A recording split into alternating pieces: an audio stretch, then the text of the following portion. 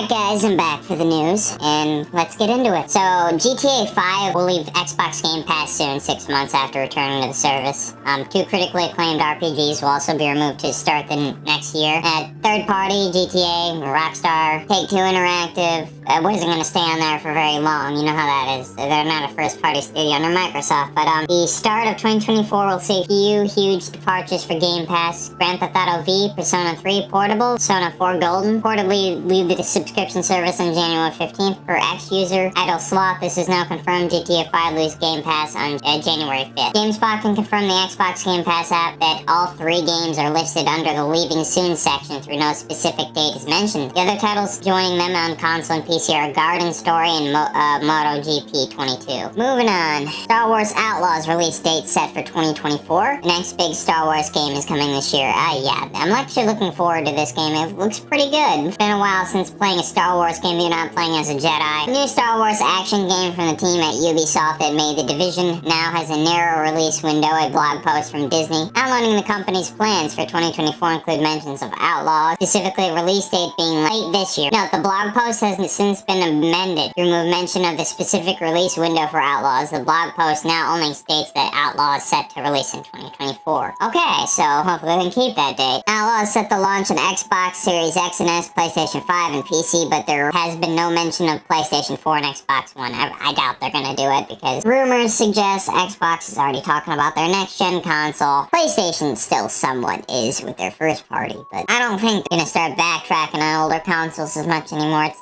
Xbox Series X and PlayStation 5 are now going on 5 years old now. If I had to take a guess, almost close, because we're 2024. Those consoles came out in 2020, already halfway through their life cycle already. That's freaking crazy. So CD Projekt Red is not interested in being acquired. Lone Wolf, yeah. I think they should be standoffish about that. I feel like they're doing well on their own anyways right now. But Cyberpunk 2077 and The Witcher developer CD Projekt Red is not interested in being acquired, despite the likes of Xbox and PlayStation actively seeking out studios to purchase. Adam Kaczynski, chief strategist officer of parent company CD Projekt SA, told Polish outlet Parkiet that the company is happy and healthy as an independent being. We are not interested in integrating ourselves into any larger entity. Kaczynski said, throughout our entire lives we have worked towards the position we currently hold. We believe that in a few years we will be even bigger and stronger. Yeah, that's a good attitude to have. Trust me, consolidation isn't the 100% cure-all that it should be. There has to be some independent competition, so thank God for CD Projekt Red. That's all I gotta say. They may become the king of RPGs if Bethesda doesn't shape up. CD Projekt Red is certainly getting bigger as an expansion into the North America is currently underway. The aptly titled CD Projekt Red North America will include kind of like Rockstar North. I think they're taking a page from Rockstar's book with that naming scheme. So CD Projekt Red North America will include teams at an already established Vancouver studio plus a new Boston-based studio currently being built. These teams will work adjacent to the CD Projekt Red developers in Poland, but will focus on the Cyberpunk 2077 sequel codenamed Orion instead of the next mainline Witcher's game, codenamed Polaris. The Square Enix president states that the company will be aggressive in applying AI. This isn't the first time I've heard AI mentioned from them. They're really drilling into that. Square Enix president Takeshi Kiryu has penned a New Year's letter that outlines some of his vision for the company and reveals its plans to be aggressive in applying AI and other cutting-edge technologies to both our content development and our publishing function. These New Year's letters have become a staple of the New Year's Day recently, and previous ones have discussed the desire to explore NFTs, I don't know why. That market is an absolute, yeah, they mentioned this prior before, they're still drilling it. The metaverse and more. This year, AI took a turn into the spotlight. I have a love-hate relationship with AI. I think that it's gonna be both the bane of existence for gaming and possibly have some innovative things that actually benefit it, but honestly, it's too hard to tell at this point. AI-generated worlds becoming more common means less handcrafted worlds from the developers and stuff like that. More of that just seems more lifeless and stuff like that. That's just my view on it. I mean, Skyrim had some AI-generated dungeons and stuff like that. That still ended up being a good game, but it was kind of more like sprinkled into it. They didn't like straight up make the whole game non-handcrafted. It was mostly just the dungeons that were like that. I believe Oblivion and Morrowind did the same things, although I didn't really play as much of of Morrowind. I played a bit of Oblivion in the beginning, so hard to say where this is gonna go. But I don't trust AI as much going into the future because I've seen some silly screw-ups with it. So expect the Switch 2 to be an iterative instead of a revolution, says analyst. The other big prediction from Sirkin Toto is that the Nintendo's next system will carry a $400 price tag.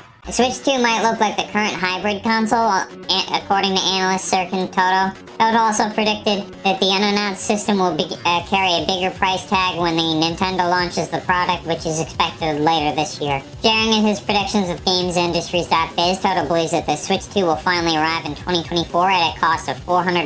The founder of the consultancy group Content Games added that the Nintendo's next console is likely to be an iteration rather than a revolution. Nintendo might add some bells and whistles to the device, but it will be similar to the current Switch. In other words, expect the same hybrid functionality with portability being an option for the gaming on the go. These are all just still rumors, guys. Other YouTubers were talking about them. They're also talking about a late 2024 release or 2024 release. In July, it was reported the Switch 2 development kits were already with developers with a 2024 launch in mind. It is said that at the time the system would work in portable mode, fitting in with Toto's new prediction. Digital Foundry also investigated what the Switch 2 hardware internals may offer and built a PC that could come close to matching the power. They found that the Switch 2 might be able to run Death Stranding at 180p. That's impressive.